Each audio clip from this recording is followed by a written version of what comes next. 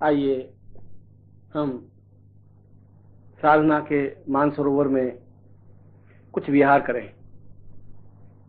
हम इस मानसरोवर में डुबकी लगाकर कुछ ऐसे मोती प्राप्त करें जो हमारे जीवन का सौभाग्य बन सके।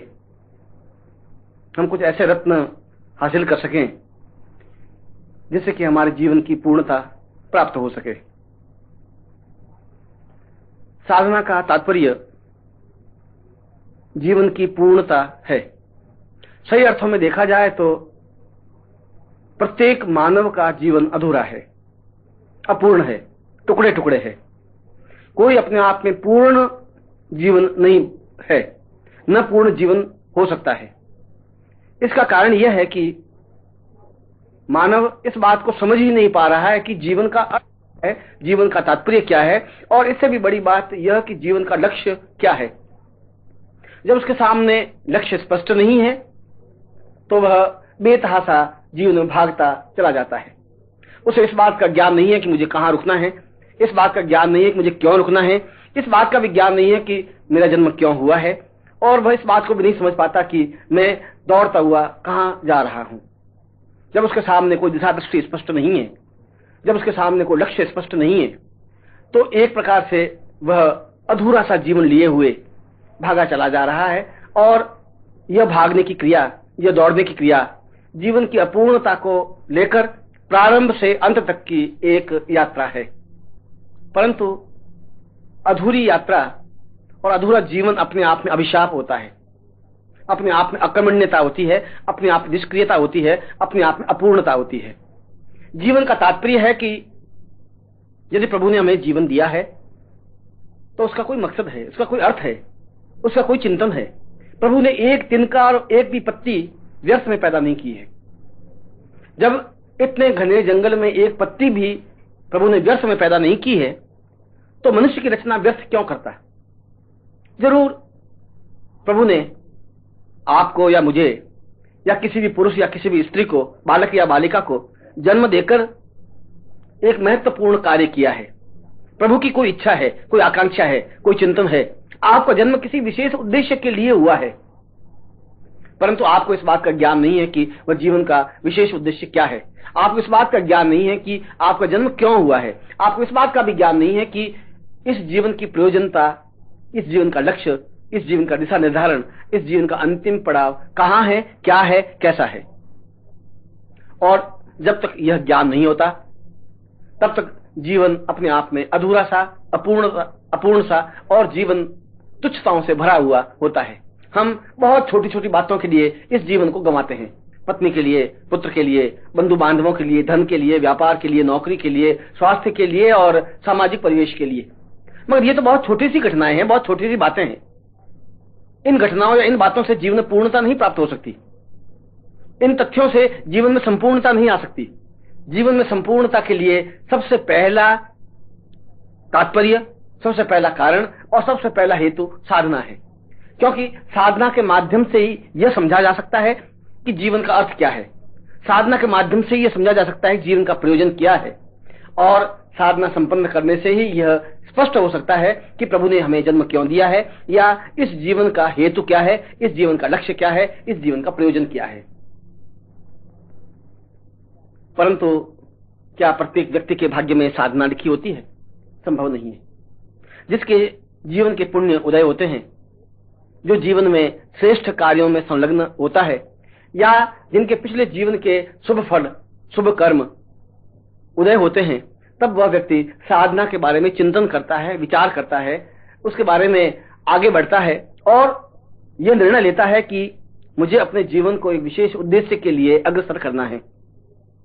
जीवन को केवल मल मूत्र और पत्नी पुत्र के बीच में व्यतीत नहीं कर देना है। चांदी के चंद ठीकरों के लिए और चांदी के चंद रुपयों के लिए इस जीवन को बर्बाद नहीं कर देना है। जीवन का मूल तात्पर्य, मूल हेतु तो कुछ और है। उसको प्राप्त करना, उस पूर्णता को प्राप्त करना, उस आनंद को प्राप्त करना जीवन का मूल ध्येय है, धुरी है, आधार है, आनंद है। इसलिए साधना वह व्यक्ति कर सकता है जो जीवन में कुछ करने का आकांक्षी होता है।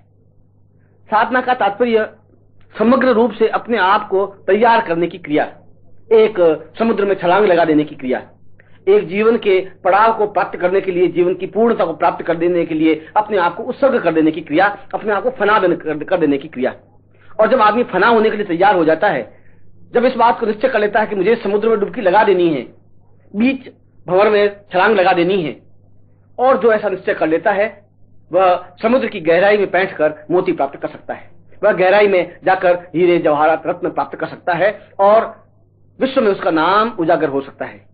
मगर जो कायर हैं, जो बुज़दिल हैं, जो अकर्मण्य हैं, वे समुद्र के किनारे बैठे रहते हैं, हर समय खतरों से डरते रहते हैं, वे कूदते नहीं, वे लहरों से भयभीत होकर के पीछे हटते रहते हैं और उनके हाथ में कुछ सीपियां, कुछ कंकर, कुछ घोंगे हाथ आते हैं, मोती प्राप्त नहीं कर सकते, रत्न और जवाहरात प्राप्त नहीं कर सकते।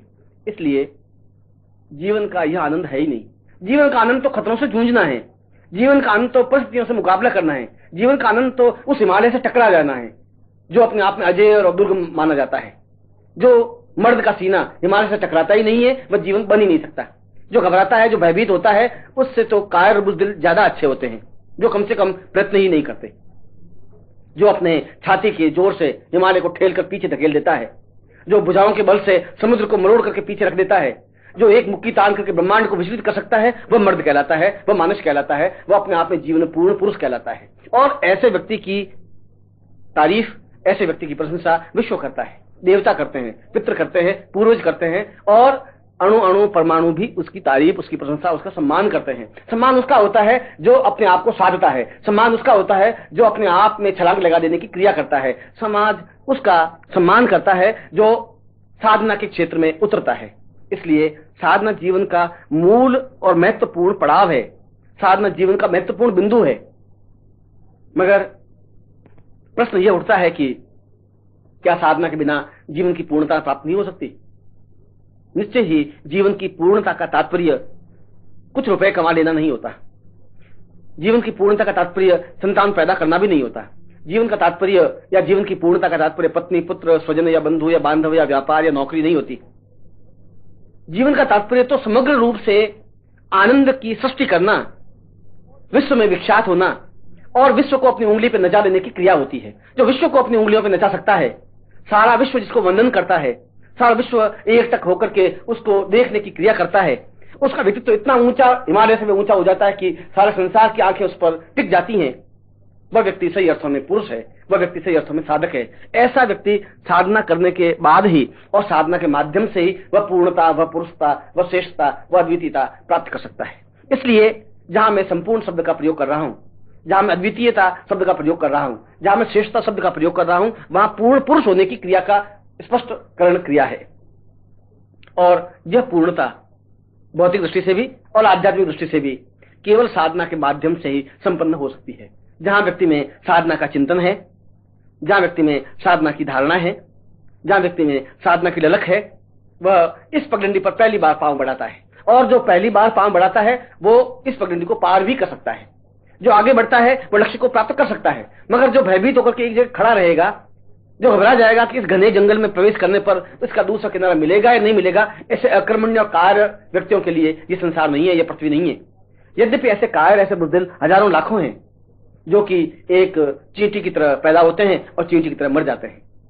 वह अपने आप में बुज़दिल होते हैं, कायर होते हैं, वे पुरुष नहीं बन सकते, वे जीवन में पुरुषोत्तम नहीं बन सकते, वे जीवन में खम ठोक करके खड़े नहीं हो सकते, वे जीवन में हिमालय को धकेल नहीं सकते, और नहीं सकते तो उनका जीवन, उनका मकसद मतलब कुछ है ही नहीं। यहां पर प्रश्न उठता है कि यदि जीवन का यह पक्ष, यह साधना पक्ष अत्यंत आवश्यक है, तो साधना पक्ष का तात्पर्य क्या है, हेतु क्या है, मंतव्य क्या है, लक्ष्य क्या है?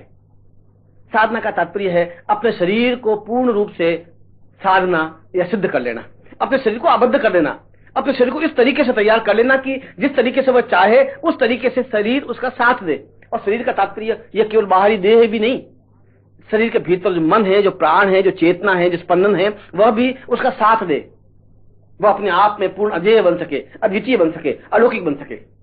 ऐसी स्थिति जब आती है तब वह सही अर्थों में साधक कहलाता है।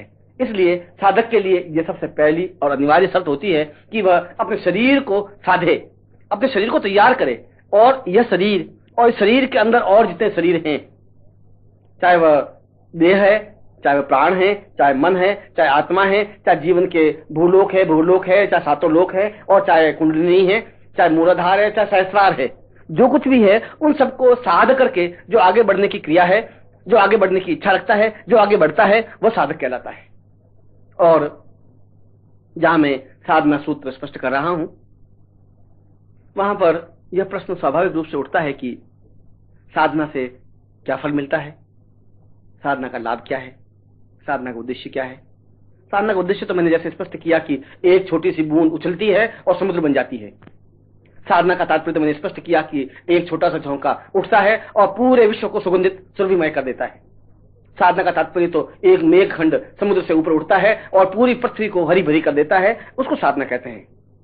वह यदि बादल का टुकड़ा एक जगह खड़ा होकर सोचे कि मैं आगे बढ़ूं या नहीं बढ़ूं, तो वह पूरी पृथ्वी को हरा भरा नहीं कर सकता, अमृत वर्षा नहीं कर सकता, पूरे पृथ्वी को सींच नहीं सकता, पूरी पृथ्वी को तप्त नहीं कर सकता। पूरी पृथ्वी आंखें खोल करके, सारे शरीर को खोल करके उस मेघखंड को निहारती रहती है। पूरा भूमंडल, पूरी पृथ्वी, पूरा विश्व एक सुगंध अपने आप में समेटे हुए एक जगह खड़ा है, तो वह पूरी पृथ्वी को सुरभिमय नहीं कर सकता। पूरी पृथ्वी को आलोकित और सुगंधित बनाने के लिए यह जरूरी है कि वह आगे बढ़े। उसके लिए जरूरी है कि वह अपने आप में पूर्ण रूप से समग्र हो, अपने आप में चेतना युक्त हो, अपने आप में प्राणशीलता युक्त हो। और प्रश्न उठता है कि क्यों साधना क्यों की जाए। साधना इसलिए की जाए कि एक बूंद अपने आप में समुद्र नहीं बन सकती। बूंद तो बूंद रहेगी, और बूंद का अपने आप में कोई अस्तित्व नहीं होता। बूंद पृथ्वी पर गिरी और मिट गई। बूंद तो एक तप्त तवे पर गिरी और छन्न से बुझ गई, समाप्त हो गई, खत्म हो गई। बूंद समुद्र बन सकती है, और यदि वह समुद्र बनती है तो उसके जीवन का उद्देश्य है। और ये बूंद से समुद्र बन जाने की क्रिया को साधना कहते हैं। एक छोटा सा झोंका आगे बढ़ता है, पूरे पृथ्वी को सुगंधमय बना देता है, उसको साधना कहते हैं। एक मेघखंड उभरता है और पूरी पृथ्वी को हरी भरी कर देता है, इसको साधना कहते हैं। एक छोटा सा बालक गर्भ से जन्म लेता है और पूरी पृथ्वी को अपने ज्ञान से आलोकित कर देता है, उसको साधना कहते हैं। और एक सामान्य मनुष्य अपने स्थान से ऊपर उठ करके पूरे विश्व का कल्याण कर सकता है, उसको दिशा निर्देश कर सकता है, मार्गदर्शन कर सकता है, देवताओं को अपने अधीन कर सकता है, देवताओं से मनचाहा वरदान प्राप्त कर सकता है, और जीवन में वह सब कुछ प्राप्त कर सकता है जिसको यजुर्वेद ने पूर्णमदः पूर्णमिदं कहा है। यदि वह ऐसा प्राप्त कर सकता है तो उसको साधना कहते हैं। साधना के माध्यम से ही जीवन में पूर्णता आ सकती है, और किसी प्रयत्न, किसी उद्देश्य और किसी तरीके से आ ही नहीं सकती। रुपयों के माध्यम से, धन के माध्यम से हम जीवन में पूर्णता प्राप्त नहीं कर सकते। सुंदर स्वरूप के माध्यम से हम जीवन की पूर्णता प्राप्त नहीं कर सकते। सौंदर्य के माध्यम से जीवन की पूर्णता प्राप्त नहीं हो सकती। वह तो एक छल है, एक प्रवंचना है, एक नग्न तृष्णा है कि हम भागते हैं। सौंदर्य के माध्यम से हम सब कुछ प्राप्त करने की कोशिश करते हैं, धन को देकर के हम सब कुछ प्राप्त करने की प्रयत्न करते हैं, मगर धन से सब कुछ खरीदा नहीं जा सकता। धन से स्वास्थ्य नहीं खरीदा जा सकता, धन से नींद नहीं खरीदी जा सकती। हमारे पास करोड़ों रुपए होने के बाद भी कोई जरूर नहीं है कि रात को नींद आए ही। हमारे पास करोड़ों रुपए होने के बावजूद भी जरूर नहीं है कि हमको भूख लगे ही।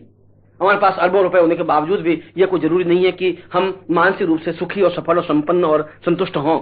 उसके बाद भी हमारे मन में वितृष्णाएं रह सकती हैं, तृष्णाएं रह सकती हैं, बेचैनी रह सकती है, छटपटाहट रह सकती है, टेंस रह सकता है, तनाव रह सकता है और रहता है।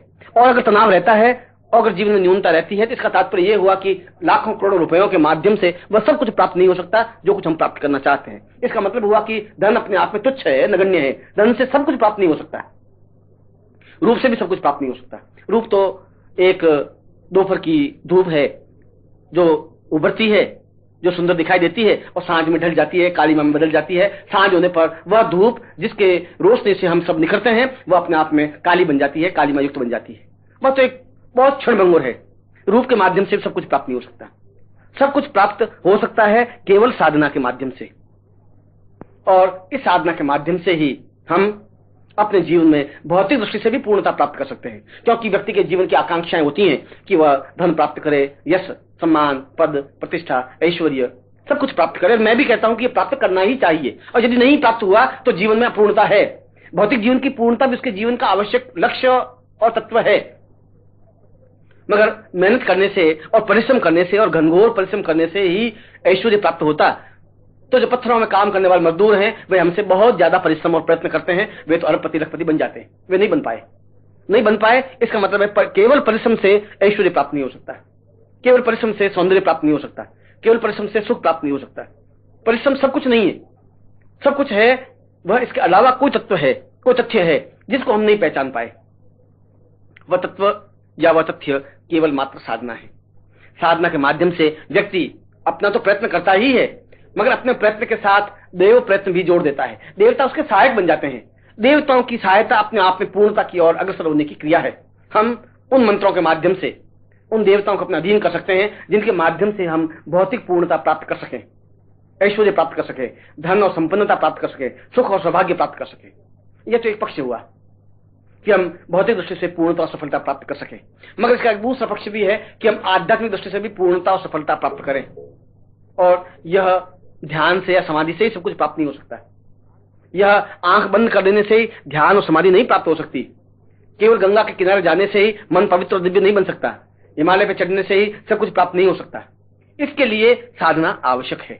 इसका तात्पर्य यह हुआ कि भौतिक और आध्यात्मिक दोनों पक्षों का पूर्ण समन्वय करने के लिए जो केवल और मात्र और एकमात्र कोई बिंदु या कोई तत्व या कोई तथ्य है तो वह साधना है। क्योंकि साधना के माध्यम से ही एक सामान्य मनुष्य पूर्णता प्राप्त कर सकता है। एक सामान्य मनुष्य पुरुष बन सकता है। एक सामान्य मनुष्य पुरुषोत्तम बन सकता है। वह राम बन सकता है, कृष्ण बन सकता है, शंकराचार्य बन सकता है, विवेकानंद बन सकता है। साधना के माध्यम से बन सकता है। इसके अलावा और कोई संसार में कोई रास्ता नहीं है, कोई मार्ग नहीं है, कोई दूसरी दिशा दृष्टि नहीं है जिसके माध्यम से पूर्णता और सफलता प्राप्त करे। परंतु साधना में सफलता प्राप्त कैसे कर सकते हैं, इस प्रश्न से पहले यह जरूरी है कि साधना हम क्यों करें। साधना इसलिए करें कि हम अपने आप में पूर्णता प्राप्त कर सकें। साधना इसलिए करें कि हमारे जीवन में जो कुछ अभाव है उन अभावों को दूर कर सकें। साधना इसलिए करें कि जहां हमारी न्यूनता है उन न्यूनताओं को हम समाप्त कर सकें। अगर भौतिक पक्ष में न्यूनता है तब भी हम साधना के माध्यम से दूर कर सकते हैं, और आध्यात्मिक पक्ष में न्यूनता है तब भी हम साधना के माध्यम से उसको दूर कर सकते हैं। इसलिए शरीर का या साधना का तात्पर्य है शरीर को पूर्ण रूप से बांध देना, शरीर को पूर्ण रूप से स्थापित कर देना, शरीर को पूर्ण रूप से आबद्ध कर देना। और यहाँ शरीर का तात्पर्य भौतिक देह, और शरीर का तात्पर्य प्राण, शरीर का तात्पर्य मन, शरीर का मतलब चेतना, और शरीर का तात्पर्य संपूर्ण व्यक्तित्व है। मैं आगे इस साधना में सफलता प्राप्त करने के लिए कुछ तथ्य आपके सामने स्पष्ट कर रहा हूं जो कि आवश्यक है। साधना के लिए तो कोई भी व्यक्ति तैयार हो जाएगा, इसलिए तैयार हो जाएगा कि यदि उस व्यक्ति को जीवन में पूर्णता और सफलता प्राप्त करनी है तो फिर हमारे पूर्वजों ऋषियों ने जो एकमात्र मार्ग बताया है कि हम केवल साधना के माध्यम से ही हम जीवन के उन लक्ष्यों को, उन आदर्शों को, उन तथ्यों को प्राप्त कर सकते हैं जो हमारे जीवन का प्रयोजन है, जो हमारे जीवन का उद्देश्य है, जो हम चाहते हैं। यदि हम पत्नी, पुत्र, स्वजन, बंधु बांधव, धन, ऐश्वर्य, वैभव, ईश्वर या इष्ट के दर्शन या सौंदर्य सब कुछ प्राप्त करना चाहते हैं तो वह साधना है। साधना के माध्यम से ऐसा कर सकते हैं, परंतु इसके लिए कहीं कुछ नहीं लिखा है कि साधना में सफलता प्राप्त कैसे करें। हजारों लोग साधना प्रारंभ तो करते हैं, साधना में अपना पूरा जीवन भी खपा देते हैं, परंतु जीवन खपा देने के बावजूद भी वे सफलता प्राप्त नहीं कर पाते। साधना एक अलग चीज है, सफलता एक अलग चीज है। सफलता के लिए कुछ तथ्य हैं, कुछ तत्व हैं, कुछ रास्ते हैं जिन रास्तों पर चल करके वो साधना में सफलता प्राप्त कर सकते हैं। उन साधनाओं में सफलता प्राप्त करने के लिए उन लक्ष्यों का, उन मार्गों का, उन तथ्यों का ज्ञान रखना जरूरी है। वे 5 बिंदु हैं, अगर हम उन 5 बिंदुओं का ध्यान रखें तो निश्चय ही साधना में सफलता प्राप्त कर सकते हैं। और यदि मैं कहूं कि मैंने उन जटिल, दुर्बोध और अगम्य साधनाओं में सफलता प्राप्त की है तो आप भी कर सकते हैं। यदि मैंने देवताओं को अपने नियंत्रण में लिया है, अपने वश में किया है मंत्रों के माध्यम से, तो आप भी कर सकते हैं। यदि मैं इस रास्ते पर चल करके पूर्णता प्राप्त कर सका हूं तो निश्चय ही आप भी कर सकते हैं। यदि मैं उनको प्रत्यक्ष रूप से देवताओं को देख सकता हूं तो आप भी देख सकते हैं। और यदि मैं सशरीर सिद्धाश्रम में जा सकता हूं, आ सकता हूं, तो फिर आप भी जा सकते हैं, आ सकते हैं। यदि मैं कर सकता हूं फिर आप भी कर सकते हैं, क्योंकि आप में मुझ में कोई अंतर नहीं है। अंतर है तो इतना कि आप में दृढ़ निश्चय नहीं है, मुझ में दृढ़ निश्चयता है। आप में विश्वास नहीं है अपने आप पर, मुझे अपने आप पर कॉन्फिडेंस है, विश्वास है। आप उस रास्ते पर चलने के लिए घबराते हैं, मैं उस रास्ते पर बेधड़क चलता हूं। आपके साथ में कोई मार्गदर्शक नहीं है और मेरे साथ मेरे जीवन का हेतु, मेरे जीवन का लक्ष्य मेरा मार्गदर्शक है। इसलिए मैं यहां पर उन तत्वों को स्पष्ट कर रहा हूं जिन तत्वों को अपनाकर आप किसी भी साधना में पूर्ण सिद्धि प्राप्त कर सकते हैं, जो कि अपने आप में गोपनीय विषय है, जो कि अपने आप में महत्वपूर्ण विषय है, जो कि अपने आप में जरूरी विषय है। यदि हम इसको समझ सकें, यदि हम इसको अपना सकें, यदि हम इसको अध्यंगम कर सकें तो निश्चय ही साधना में सफलता प्राप्त करेंगे ही। ऐसा हो ही नहीं सकता कि हम साधना करें और असफल हो जाएं। ऐसा हो ही नहीं सकता कि हम लक्ष्मी की आराधना करें और लक्ष्मी सामने प्रत्यक्ष प्रकट होकर स्वर्ण वर्षा नहीं करें। ऐसा हो ही नहीं सकता कि हम सरस्वती की आराधना करें और सरस्वती हमारे कंठ में विराजमान नहीं हो। ऐसा संभव ही नहीं है कि हम रुद्र की आराधना करें, भगवान शिव साक्षात रूप में हमारे सामने उपस्थित नहीं हो। ऐसा नहीं हो सकता। यदि हम किसी को आवाज देने पर किसी व्यक्ति को बुला सकते हैं, यदि आवाज देकर अपनी पत्नी को, पुत्र को या बंधु बांधव को बुला सकते हैं, तो मंत्र की आवाज देकर के देवताओं को भी बुला सकते हैं। यदि हम अपने पुत्र को काम सौंप करके उससे काम करवा सकते हैं, अपनी पत्नी से काम करवा सकते हैं, अपनी पत्नी के साथ साथ अपने पड़ोसियों से काम करवा सकते हैं, तो मंत्रों के माध्यम से देवताओं से भी काम करवा सकते हैं अपने अनुकूल। जो काम हम नहीं कर सकते, जो काम मट्टी लोक का प्राणी नहीं कर सकता, जिस काम करने की हमारे सामने एक मर्यादा है, लिमिट है, सीमाएं हैं, उनको देवता संपन्न करके हमें दे सकते हैं। दे सकते हैं मंत्रों के माध्यम से, दे सकते हैं साधना के माध्यम से, दे सकते हैं सही दिशा निर्धारण के माध्यम से। इसलिए मैं यहां उन पांचों बिंदुओं को स्पष्ट कर रहा हूं, जिन बिंदुओं को अपनाकर कोई भी अनपढ़, अज्ञानी या सज्ञानी, कम पढ़ा लिखा या ज्यादा पढ़ा लिखा, किसी वर्ण, किसी जाति, किसी धर्म, किसी देश, किसी भाषा का जानकार हो, वह इन तथ्यों को अपनाकर साधना में सफलता प्राप्त कर सकता है और साधना में सफलता प्राप्त करके भौतिक आकांक्षाएं पूर्ण कर सकता है, आध्यात्मिक इच्छाओं को पूर्ण कर सकता है, अपने आप में पूर्णता प्राप्त कर पुरुषोत्तम बन सकता है और जीवन का जो उद्देश्य, जो लक्ष्य हमारा है, प्रभु ने हमें जिस उद्देश्य के लिए जन्म दिया है, उस प्रभु की, उस उद्देश्य की पूर्ति हम कर सकते हैं। आपका तात्पर्य आप पूर्ण निश्चय के साथ साधना में अग्रसर हों। आपका तात्पर्य जब आप पूर्ण क्षमता के साथ साधना में बैठेंगे, जब ये निश्चय कर लेंगे कि शरीरम साधयति वा पातयति, शरीर या तो समाप्त हो जाएगा या मैं इस साधना में सफलता प्राप्त करके ही रहूंगा, यह दृढ़ संकल्प कि मैं शरीर चाहे गिर जाए, मैं इस साधना को संपन्न करके ही रहूंगा, जो ऐसा निश्चय कर लेता है वह सही अर्थों में साधक है। जो लुंजपुंज है, ढीला है, जो अनिश्चय और निश्चय की झूले में झूलता रहता है, वह साधना में सफलता पा ही नहीं सकता। वह चाहे 5 करोड़ मंत्र जाप कर ले, चाहे कुछ भी कर ले, मगर वह जीवन के उस उद्देश्य, उस लक्ष्य को प्राप्त नहीं कर सकता। इस उद्देश्य को प्राप्त करने के लिए दृढ़ संकल्प शक्ति आवश्यक है। इस उद्देश्य को प्राप्त करने के लिए जरूरी है कि उसका लक्ष्य स्पष्ट हो, यह जरूरी है कि उसके मन में हौसला हो, उसमें हिम्मत हो, और सबसे बड़ी बात यह कि साधना के प्रति उसमें अगाध विश्वास हो, यह निश्चय हो कि यह साधना सत्य है, प्रामाणिक है। यह उसको विश्वास होना चाहिए कि देवता होते ही हैं। यह भी उसे निश्चय होना चाहिए कि मैं मंत्रों के माध्यम से देवताओं को अगर आह्वान करूंगा, बुलाऊंगा, तो उनको उपस्थित होना ही पड़ेगा, और यदि वे उपस्थित होते हैं तो मेरा कार्य उनको संपन्न करना ही पड़ेगा। वह चाहे लक्ष्मी हो, चाहे सरस्वती हो, चाहे इंद्र, यम, कुबेर, वरुण, दिक्पाल, शिव, विष्णु, रुद्र, ब्रह्मा, कोई भी हो, साधना के माध्यम से ऐसा संभव हो सकता है। इसलिए साधक का तात्पर्य पुरुष नहीं है, साधक का तात्पर्य कोई नर भी नहीं है। साधक का तात्पर्य दृढ़ संकल्प का धनी व्यक्ति हो, वह चाहे दुबला पतला हो, चाहे मोटा हो, वह चाहे पढ़ा लिखा हो, चाहे अपढ़ा लिखा हो, मगर एक बार दृढ़ निश्चय करके गुरु के पास पहुंच जाता है, एक बार दृढ़ निश्चय करके यह कह देता है कि मैं जीवन के इस भाग में साधना को प्राप्त करूंगा ही, और मैं एक बार अपने जीवन के कुछ क्षण, कुछ महीने, कुछ वर्ष लगाता हूं, मैं देख लेता हूं कि क्या जीवन में प्राप्त हो पाता है या नहीं हो पाता है। क्योंकि यदि हम एक एमए की कोई डिग्री प्राप्त करना चाहें तो उसमें 10-15 साल हमें लगाने पड़ते हैं, सैकड़ों हजारों रुपए लगाने पड़ते हैं, और 10 साल या 15 साल या 16 साल मेहनत करने के बाद एक छोटा सा कागज का टुकड़ा एमए की डिग्री प्राप्त कर पाते हैं। एक डॉक्टर बनने के लिए हम पूरे 20 साल प्रयत्न करते हैं, तब एक एमबीबीएस की डिग्री प्राप्त कर पाते हैं। उसके बाद हम उस विज्ञान को समझ पाते हैं। इस साधना के लिए हम 5 मिनट भी नहीं लगाना चाहते, और उसके बावजूद हम कहना चाहते हैं कि साधना कुछ नहीं है। यह तो हमारा एक छल है, यह तो एक अपने आप को छुपा लेने की क्रिया है, यह अपने आप को छल देने की क्रिया है। एक बात दृढ़ निश्चय करके इस क्षेत्र में आगे बढ़ना है, पांव बढ़ाने हैं। एक बार निश्चय कर लेना है कि मैं हर हालत में साधना संपन्न करूंगा ही, चाहे किसी भी स्थिति में मुझे खड़ा होना पड़े, चाहे मुझे कुछ भी करना पड़े। यदि मैं इस कार्य को करता हूं और मैं 1 साल, 2 साल या 5 साल इस साधना के लिए संपन्न कर लेता हूं, बहा देता हूं, मैं समर्पित कर देता हूं, और यदि 5 साल का संकल्प लेकर के या 3 साल का संकल्प लेकर के खड़ा हो जाता है पूरी क्षमता के साथ, तो कोई दो राय नहीं कि वह साधना में सफलता प्राप्त नहीं करे। साधना में तो उसको सफलता मिलती ही है। वह चाहे दृढ़ संकल्प लेकर के 4 महीने के लिए या 6 महीने के लिए पूर्ण आत्मोत्सर्ग कर सकता हो, पूर्ण अपने आप को न्यौछावर कर सकता हो, अपने आप को पूर्ण प्रयत्न के साथ खड़ा हो सकता हो, और जो खड़ा हो सकता है वह साधक है। और ऐसा साधक जिसमें दृढ़ संकल्प शक्ति है, वह निश्चय ही इस पगडंडी पर आगे बढ़कर के पूर्णता प्राप्त करने में सक्षम और समर्थ हो ही पाता है, क्योंकि देवता स्वयं उसका अभिनंदन करते हैं। ऋग्वेद ने स्पष्ट रूप से कहा है कि जो साधक समर्थता के साथ खड़ा है, देवता निश्चय ही उसकी सहायता करते हैं। देवताओं को झुकना ही पड़ता है, प्रकृति उसके सामने बिछती ही है, उसके सामने सारे लोग, सारे गंधर्व, सारा ब्रह्मांड एक हाथ बांध के खड़ा हो जाता है, इसलिए कि संकल्प शक्ति के सामने तो हिमालय भी झुक जाता है, नदियां भी अपना रास्ता रोक बदल देती हैं, समुद्र अपने आप में विचलित हो जाता है, एक तब खड़ा हो जाता है।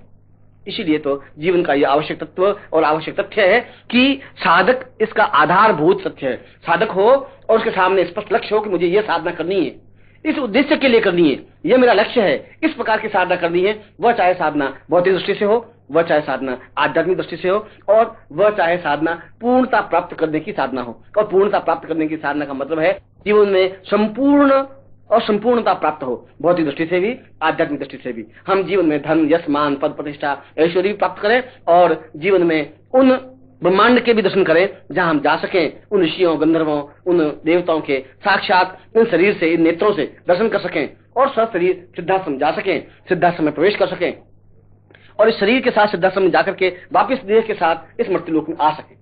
ऐसा जीवन का जो चिंतन, ऐसा जीवन का जो विचार रखता है वह निश्चय ही अपने जीवन में सफलता प्राप्त कर सकता है, क्योंकि साधना सूत्र का पहला पड़ाव, पहला बिंदु पूर्ण रूप से समर्थ संकल्पवान साधक होता है।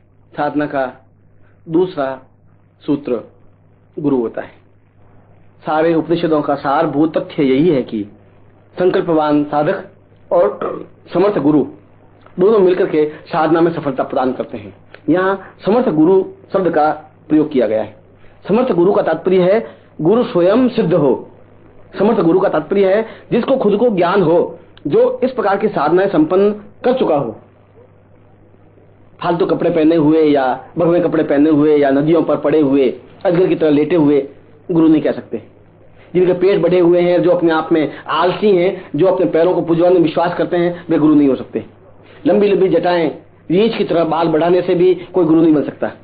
गुरु बनने की पहली और अनिवार्य शर्त यह है कि वह साधना में सिद्ध हो, इस रास्ते पर चला हुआ हो, उसको ज्ञान हो कि साधना क्या है, उसको मालूम होना चाहिए कि इस पगडंडी का ये सिरा अगर ऐसा है तो इसका अंतिम सिरा कैसा है। उसको उन रास्तों का पूरा ज्ञान होना चाहिए और जिसको अपने रास्तों का पूरा ज्ञान होता है वह गुरु बन सकता है। मगर गुरु बनना ही अपने आप में पर्याप्त नहीं होता। पर्याप्त होता है वह स्वयं तो पहुंचे ही अपने साथ शिष्य को ले जाने की क्षमता रखता हो, जो स्वयं तो मानसरोवर में तैरने की हौसला रखता हो मगर अपने साथ एक अनाड़ी शिष्य को भी तैर करके मानसरोवर पार कर देने की ताकत रखता हो, जो खुद तैर सकता हो, जो अपने शिष्य को भी तैरा सकता हो, जो मानसरोवर को पार करवा सकता हो, जो 20 समुद्र में से उनको चीर करके आगे बढ़ सकता हो, वह गुरु है। इसलिए गुरु का उत्तरदायित्व और ज्यादा कड़ा और कठिन है।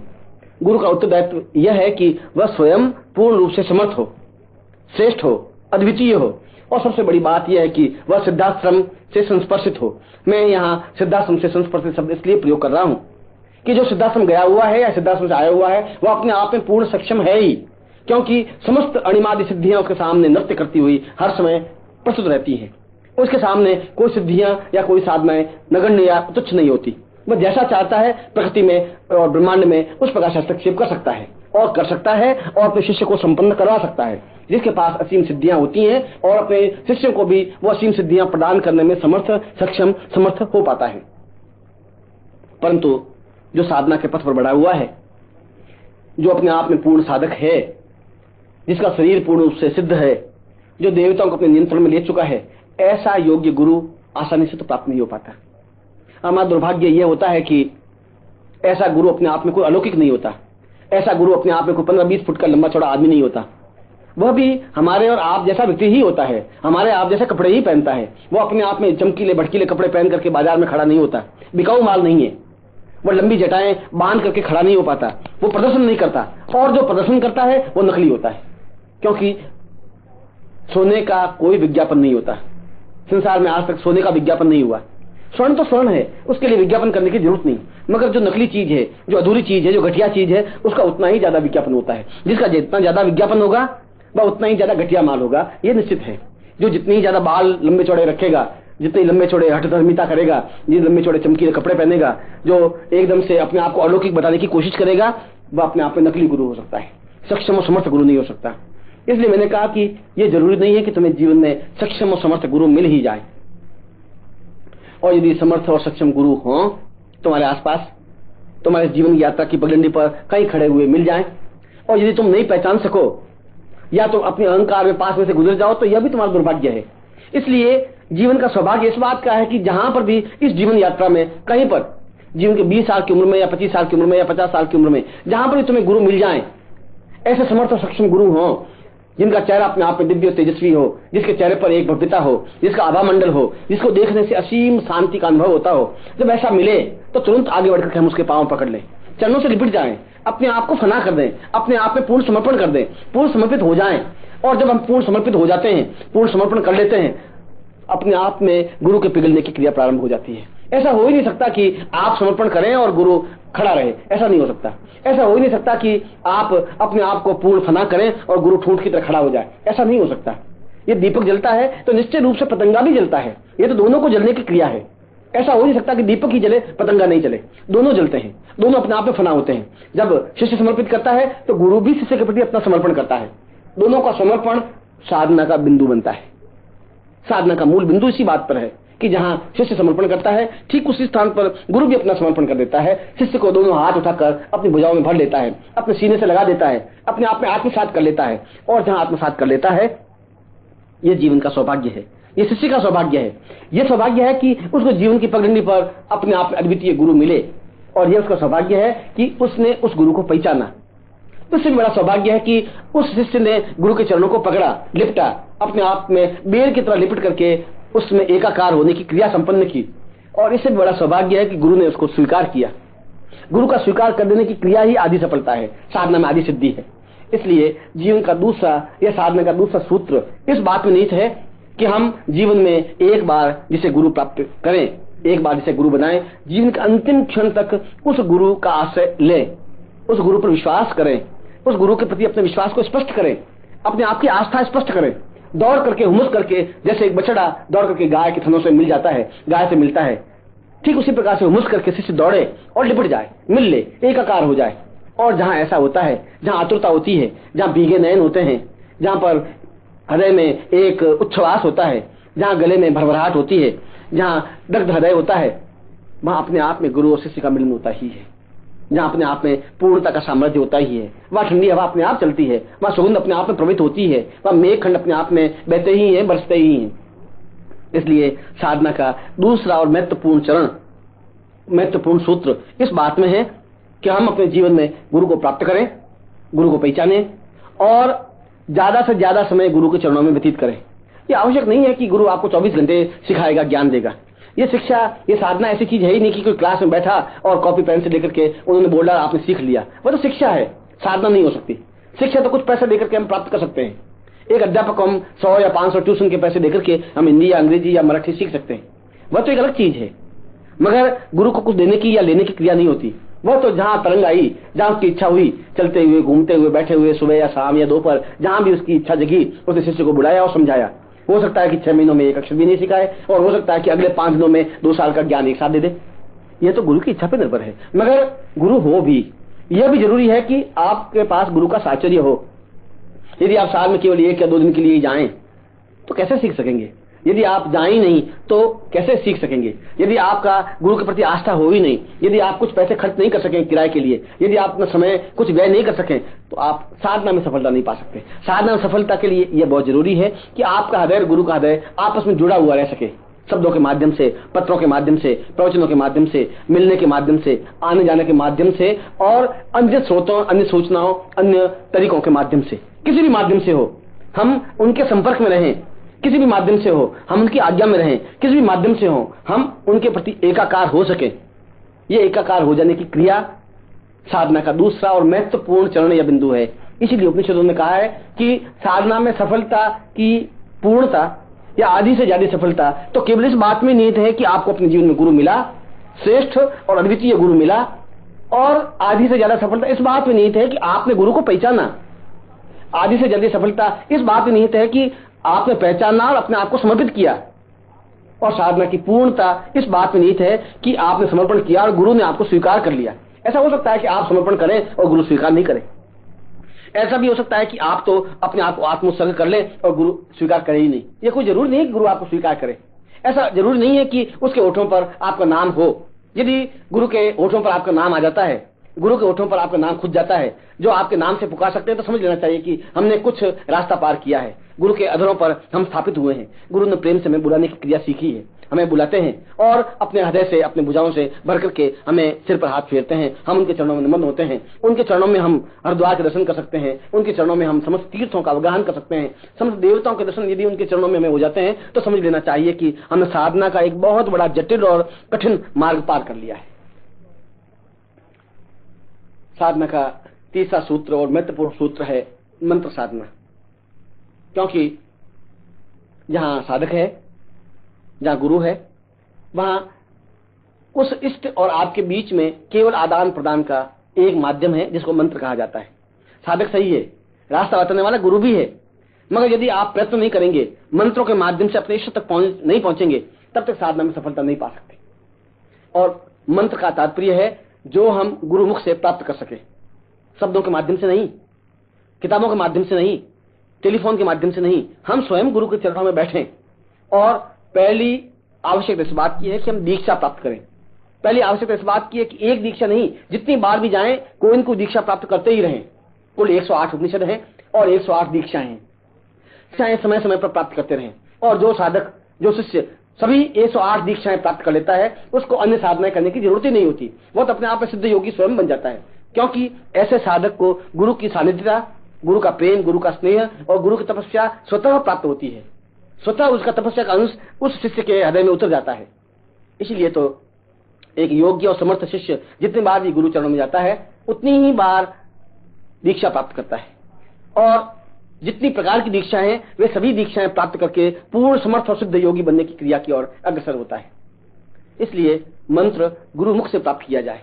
दीक्षा प्राप्त कर देने के बाद उनसे प्रार्थना करें कि मैं या तो वह साधना करूं जो तुम्हारी इच्छा हो, या फिर गुरु पे छोड़ दे कि आप हमें वह साधना दें जो मुझे पूर्णता प्रदान कर सके, जिसके माध्यम से मेरे जीवन में किसी प्रकार की न्यूनता नहीं रहे, किसी प्रकार की कमी नहीं रहे, मैं अपने आप में पूर्ण सक्षम और समर्थ बन सकूं। तो गुरु आपकी प्रकृति, आपका स्वभाव, आपकी पर्सनालिटी, आपका व्यक्तित्व समझ करके वह वैसी साधना आपको जरूर प्रदान करेगा जिसके माध्यम से आप सफलता अनुभव कर सके, जिसके माध्यम से आप पूर्णता प्राप्त कर सके। और तब उनके चरणों में बैठकर उस साधना की बारीकियां समझें। ये समझें कि इस साधना के लिए किन उपकरणों की जरूरत होती है। कोई भी साधना बिना यंत्रों, बिना चित्रों या बिना उपकरणों के सफलता प्राप्त नहीं कर सकते। किसी युद्ध में विजय प्राप्त करने के लिए शस्त्रों की जरूरत है और किसी भी शास्त्रार्थ में शास्त्रों की जरूरत है। ठीक उसी प्रकार किसी भी साधना में उपकरणों की तो आवश्यकता होती ही है। वे उपकरण बाजार में नहीं मिल जाते, और यदि बाजार में मिलते भी हैं तो मंत्र सिद्ध नहीं होते। आवश्यकता है मंत्र सिद्ध पूर्ण चैतन्य उन उपकरणों की जरूरत हो, हम हस्तगत करें, उन्हें प्राप्त करें। वे चाहे यंत्र हो, किसी भी प्रकार का यंत्र हो। और यदि गुरु रेत भी उठा करके दे देता है, यदि कोई कंकर भी उठा करके देता है, तो वह भी अपने आप में यंत्र से भी ज्यादा श्रेष्ठ और मूल्यवान है, क्योंकि उनका दिया हुआ प्रत्येक यंत्र मूल्य से या पैसों से नहीं आंका जा सकता। और जो पैसों से आंकते हैं वह साधक नहीं बन सकते। साधक तो उन चीज की महत्ता को समझता है कि मुझे किसके हाथों से प्राप्त हुआ है, क्यों प्राप्त हुआ है, कब प्राप्त हुआ है, कैसे प्राप्त हुआ है। अगर उनके हाथों से प्राप्त होता है तो वह सामान्य कंकर भी भगवान शिव का स्वरूप बन जाता है। शिव और कंकर में डिफरेंस क्या है? एक पत्थर में और शिव की लिंग में क्या डिफरेंस है? वह पूर्ण चैतन्य है, मंत्र सिद्ध है, एक गुरु के द्वारा दिया हुआ है, इसलिए वो शिवलिंग है। और एक मामूली कंकर जो बाजार में मिला है उसका कोई मूल्य नहीं होता, मगर वही कंकर एक गुरु के हाथ में पड़ करके यदि हमें प्रदान करता है तो पूर्ण शिवलिंग और चैतन्य और महादेव का स्वरूप बन जाता है। इसलिए उन उपकरणों को प्राप्त करें और उपकरण प्राप्त करने के बाद पूर्ण समर्पण भाव रखता हुआ उस मंत्र को प्राप्त करें जिस मंत्र के माध्यम से सिद्धि प्राप्त होती है, क्योंकि वह मंत्र आपके और इष्ट के बीच का एक आधार है, पुल है, एक सेतु है, जिसके माध्यम से आप उस देवता तक पहुंच सकते हैं, जिसके माध्यम से आप देवता को अपने अनुकूल बना सकते हैं, जिसके माध्यम से देवता को अपने चरणों में झुका सकते हैं, अपने अधीन कर सकते हैं, उनसे मनोवांछित कार्य संपन्न करवा सकते हैं। और एक साधना या एक प्रकार की साधना के सैकड़ों रास्ते हैं। तंत्र के साधना, तंत्र माध्यम से, मंत्र के माध्यम से और अन्य सैकड़ों विधाएं हैं जिनके माध्यम से उस साधना को संपन्न की जा सकती है। साधना का तात्पर्य केवल एक ही प्रकार का हेतु नहीं है, कई रास्ते हैं। अवगढ़ रास्ता है, अवगढ़ रास्ते के माध्यम से, तंत्र के माध्यम से, मंत्र के माध्यम से, यंत्र के माध्यम से, पाशुपत प्रयोग के माध्यम से, चैतन्य प्रयोग के माध्यम से और जितने भी प्रयोग हैं उन सबके माध्यम से उस सिद्धि और साधना को हम प्राप्त कर सकते हैं। ये तो गुरु ज्यादा अच्छी तरह से जानता है कि आपके अभीष्ट लक्ष्य के लिए कौन सा मंत्र आपके लिए ज्यादा उपयोगी है।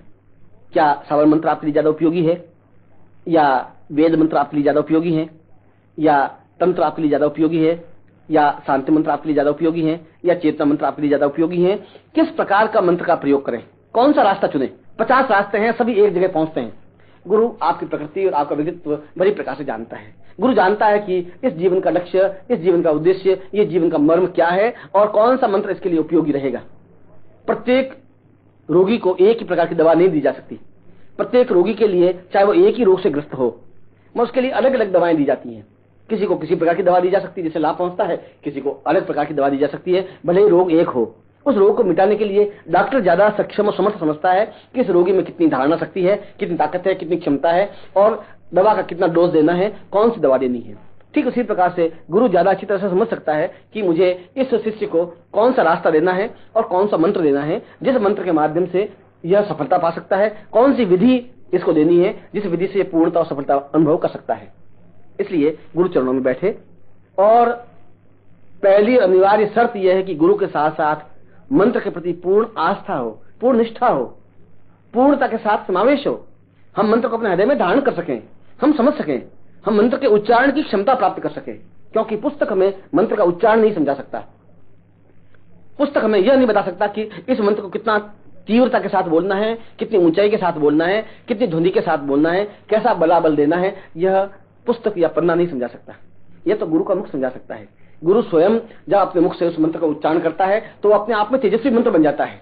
उनके मुंह से उच्चारित प्रत्येक शब्द अपने आप में मंत्र होता है, वह चाहे सामान्य मंत्र हो, यदि उनके प्राण चेतना से संपृक्त होकर के वह मंत्र बनता है तो अपने आप में पूर्ण शुद्धिप्रद मंत्र बनता ही है। यह तो स्पष्ट है, यह तो उपनिषदों में कहा हुआ वाक्य है, यह चेतना है। इसलिए उस साधक का तीसरा और प्रमुख कार्य है कि वह गुरु के पास जाए और उस मंत्र को प्राप्त करे, उस विधि को प्राप्त करे, उस क्रिया को प्राप्त करे, उस सूक्ष्मता को प्राप्त करे जिसके माध्यम से वह कम से कम समय में उस लक्ष्य को प्राप्त कर सके जो उसके जीवन का उद्देश्य, जो उसके जीवन का हेतु है, जिसके माध्यम से वह पूर्णता प्राप्त करना चाहता है। और चौथा, साधना में सिद्धि के लिए यह आवश्यक है कि हम पूर्ण इष्टमय हों। इष्ट का तात्पर्य हमारे जीवन में देवता का स्थान हो। हम इस बात को निश्चय करें कि हमें किस देवता की आराधना करनी है। वह देवता चाहे उग्र रूपा हो, वह देवता चाहे शांत स्वरूपा हो, वह चाहे बगलामुखी हो, चाहे धूमावती हो, चाहे तारा हो, चाहे भगवती जगदम्बा हो, चाहे लक्ष्मी हो, चाहे सरस्वती हो, चाहे रुद्र हो, चाहे विष्णु हो, चाहे ब्रह्मा हो, और चाहे वरुण हो, यक्ष हो, कुबेर हो, कोई भी देवता या कोई भी देवी हो, उसको प्राप्त करने के लिए, उसको अपने अनुकूल अधीन बनाने के लिए यह जरूरी है कि उसकी समर्थता, उसकी सामीप्यता, उसकी प्रामाणिकता हम अनुभव करें, हम विश्वास करें, हमें उस पर विश्वास हो, इष्ट हमारे सामने स्पष्ट हो, हमारे सामने बिल्कुल निश्चित होना चाहिए कि मैं इसकी साधना करना चाहता हूं और यह साधना इसलिए करना चाहता हूं। यदि हम लक्ष्मी प्राप्ति के लिए, धन प्राप्ति के लिए, ऐश्वर्य प्राप्ति के लिए कोई साधना करें तो लक्ष्मी की साधना भी की जा सकती है और तारा की साधना भी की जा सकती है, उग्र स्वरूप में भी की जा सकती है, सौम्य स्वरूप में भी की जा सकती है। दोनों ही रूप हैं। ये तो गुरु आपको ज्यादा अच्छी तरह समझा सकेगा कि तुम्हें तारा साधना करनी है या लक्ष्मी की साधना करनी है। तारा में भी उग्र तारा करनी है या शांत तारा करनी है। उग्र तारा में भी 3 तरीके हैं, उनमें से कौन से तरीके से आपको तारा साधना करनी है, इस तारा के भेद, रूप भेद तो गुरु ही स्पष्ट कर सकता है। मगर हमारा जीवन का लक्ष्य और उद्देश्य तो यह है कि हम अपने जीवन में उस इष्ट पर, उस तारा पर, भगवती जगदम्बा पर पूर्ण आस्था विश्वास करें। जब हमारे जीवन में पूर्ण आस्था विश्वास होगा, उस तारा इष्ट पर अपने आप में पूर्ण समझता होगी, तो निश्चय ही उस भगवती जगदम्बा को, तारा को हम अपने सामने प्रत्यक्ष स्पष्ट कर सकेंगे, क्योंकि हमारा मंत्र स्पष्ट है, हमारा गुरु स्पष्ट है, हमारा दृढ़ निश्चय स्पष्ट है। तो कोई दो राय नहीं कि हमारे सामने भगवती जगदम्बा या तारा स्पष्ट नहीं हो सके, कोई राय नहीं कि हमें अनुभव तो प्राप्त हो सके। और 5वां बिंदु, उस साधना की पूर्णता के लिए यह जरूरी है कि हम उस ध्यान में, उस क्रिया में पूर्णता के साथ संलग्न हो, जिसके माध्यम से हम जीवन में सफलता प्राप्त करना चाहते हैं। हमारे जीवन का उद्देश्य चाहे भौतिक हो चाहे आध्यात्मिक हो, हमारे जीवन का लक्ष्य उद्देश्य तो केवल एकमात्र है कि हम साधना में सिद्धि प्राप्त करना चाहते हैं। हमारे जीवन का लक्ष्य तो बिल्कुल स्पष्ट है कि हम उस देवता को अपने सामने सशरीर प्रत्यक्ष उपस्थित करना चाहते हैं। हम उसी प्रकार से देखना चाहते हैं जिस प्रकार से हम किसी दूसरे व्यक्ति को देखते हैं। हम उसको उसी प्रकार से स्पर्श करना चाहते हैं जिस प्रकार से हम अपने पुत्र को या अपनी पत्नी को या अपने बंधु बांधव को स्पर्श करके अनुभव कर सकते हैं। हम उसी प्रकार से उनसे बातचीत करना चाहते हैं जिस प्रकार से हम पड़ोसी से बातचीत कर सकते हैं। ऐसा हो सकता है, और ऐसा होने के लिए यह जरूरी है कि वह क्रिया अपने आप में पूर्ण प्रामाणिक क्रिया हो। और उस प्रामाणिक क्रिया के लिए 3 तत्व जरूरी हैं: ध्यान, धारणा और समाधि। सबसे पहले तो हम इष्ट का ध्यान करें, इष्ट को अपने अंदर उतारें और उसका बिंब हमारे सामने साकार हो, स्पष्ट हो, मंत्रों के माध्यम से उस बिंब को अपने सामने प्रत्यक्ष कर सके। यह बिंब प्रत्यक्ष करने की क्रिया भी गुरु अपने आप में स्पष्ट करेगा, क्योंकि बिंब मंत्र के माध्यम से जो बिंब मंत्र है उसके माध्यम से देवता बिंब तो हमारे सामने साकार होगा ही। और ऐसी क्रिया को ध्यान कहते हैं। और ध्यान करने के बाद ये जरूरी है कि उस ध्यान को, उस इष्ट को अपने शरीर में, अपनी प्राणों में धारण करें। उसको धारणा कहते हैं।